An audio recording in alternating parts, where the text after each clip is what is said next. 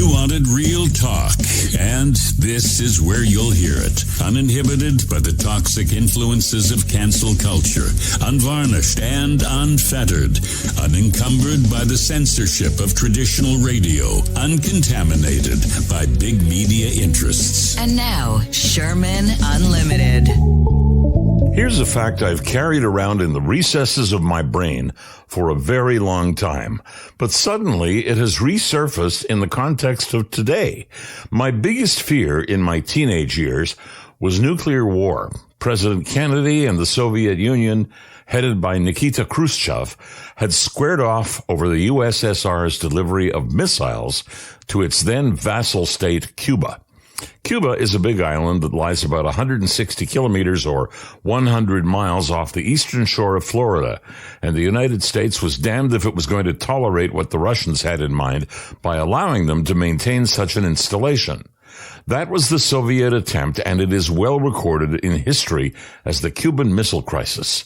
So for 13 days in October 1962, the world waited, seemingly on the brink of nuclear war, and hoped for a peaceful resolution to the Cuban Missile Crisis.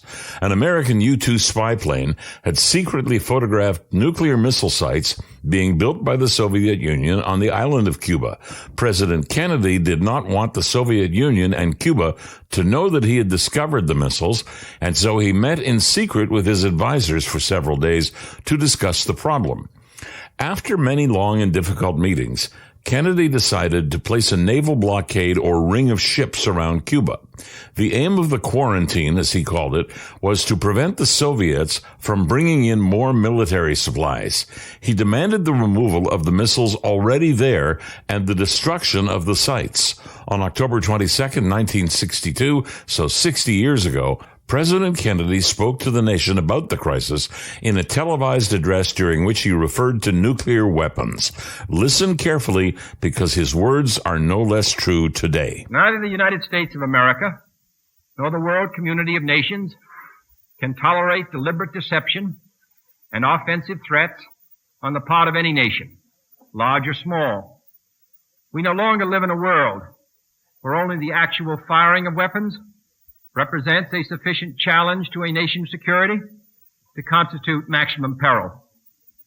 Nuclear weapons are so destructive and ballistic missiles are so swift that any substantially increased possibility of their use may well be regarded as a definite threat to peace. Bottom line here is that President Kennedy, and through him, the world, knew what the nuclear potential meant for mankind if ever unleashed. That was then, and this is now. What has changed? There is no more Soviet Union, but there is a Russian Federation led by Vladimir Putin, who was just a boy when the Cuban Missile Crisis brought us to the brink. He became well aware of the arsenal his country controlled as he rose through the ranks of the KGB. Putin is no stranger to danger, and he is a megalomaniac who has himself been judge, jury, and executioner to many. Death is not anything he fears. Moreover, he's used it to advantage during his own life to eliminate enemies of the state or his own. It's a good bet he is throwing around his nuclear capability to warn those who would assist Ukraine that he alone is in charge of Ukraine operations, and any attempt to intervene by the United States or any other NATO member will be viewed as an act of war and punished with grave consequences, which most of us take to mean that he'd not rule out the deployment of nuclear weapons. My childhood fears could still play out on the world stage. And by the way, duck and cover doesn't work. Problem is, if you've read anything about nukes and what they do, you'd know that they are unforgiving. Their full name is thermonuclear weapons, meaning the explosion, the intense heat released, and the electromagnetic pulse which occurs as such a weapon detonates, kills all people in proximity to the bomb itself, meaning within many miles, shuts down all electronic equipment for an indeterminate period of time, sends out a shock wave that levels tall buildings like matchsticks, and leaves behind a radioactive residue that keeps on killing people over time from radiation sickness. Such weapons are the devil incarnate and should never be employed against humanity, anywhere, at any time. They are literally the seeds of the end of our world. That's as much as I need to say about nukes today, other than to point out that Putin is crazier than anyone has ever believed, or he's the world's best poker player, and I hope it's the latter. Why? Because there are those who reasonably believe that people like Putin and Xi, though from different cultures, seek to replace the United States as the bastion of strength for world culture, and more so as the economic dynamo that sets the tone of the world economically. We can't know it, but those who study such things would tell you those two have a pact to change that aspect of international life, that the Chinese have chosen to conduct war games in the South China Sea between the mainland and Taiwan this week. It's not coincidental. Taking what they like is the stuff of dictators. Putin wants Ukraine, and one might suggest more thereafter. And Xi wants Taiwan because it represents the remnants of the old unified China, and Xi wants no pretenders to his throne. Both men share the idea that the United States cannot be the world's policeman anymore, and certainly cannot dictate world economic policy based on the American dollar. The yuan waits in the wings. Undoubtedly, discussion around these aspects marked the time Putin spent in Beijing, just as the Olympics were getting underway. Xi may not be my kind of guy, but he's smart. If Putin and Russia want to lose soldiers and materiel and even fire nuclear-tipped missiles, they will. Xi would happily stand back and watch, ready to be the world's kingpin when the shooting's over, and his arch-enemy's only hope is to rebuild, begin again, and bury their dead millions. I don't believe we can stay out of this current conflict or this power struggle forever.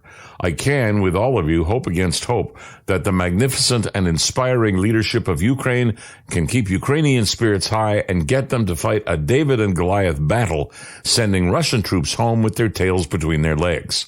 If not, we could find ourselves in the unenviable position of mucking in, to use an old expression, or getting our hands dirty with Ukraine and ultimately seeing if the Russian strongman is prepared to risk everything by ordering a nuclear strike. Big stakes. On the good side, if any of this can be looked at that way, and borrowing from The Guardian, here's a professional's take. Ben Wallace, Britain's defense secretary, said the UK did not recognize the terms Putin used in threatening to use nukes. That is not a term that is in their doctrine, the minister said. The move was, he said, designed to scare the West and remind the world he's got a deterrent, and that it was a distraction designed to ensure that the West was talking about that rather than the lack of success Russia is having in Ukraine. Meanwhile, governments must consider a couple of things. First, is Ukraine the sole target, or would Putin ultimately look at the Baltic states as targets thereafter, with justification being to create a new border perimeter around Russia? Second, when you deal with a bully, the best option is to stare him down or give him a black eye to show him you don't take orders from him. And lastly, it's always the best policy to go through all possible scenarios and expect the worst while hoping for the best. That's why NATO countries in particular, knowing they'll all be called upon to fight if the border of any one of them is breached, are gaming out all the what-ifs, including nuclear options. To be considered are whether they can be limited to low-yield, small tactical weapons, and if so, how they'd be deployed. The idea would be containment, because the moment one of those monster ICBMs that date back to the 60s is launched from its silo with, say, Philadelphia programmed into its electronics, we are all in the gravest of peril. We have not even considered hypersonic delivery, which Russia has. The Kinzhal travels at 10 times the speed of sound. The Zircon, a low-altitude delivery system to hit targets within 1,000 kilometers, that means Europe, travels at 6 times the speed of sound. China, meanwhile, has a larger and faster missile, 28 times the speed of sound, and the United States seems to have capability, but there's little information that's public. Nobody admits to having space-based weaponry, but all of those secret military satellite launches cannot have been for nothing. Let's hope we don't see any need to discuss this further. I'm Peter Sherman. Sherman Unlimited. Let Peter know what's on your mind. Drop him an email. info@petersherman.com. Find future episodes wherever you find your favorite podcasts. So if you like what you've heard, tell a friend. If you really liked it, tell 3 friends. If you really hated it, tell 3 enemies. We'll talk again soon.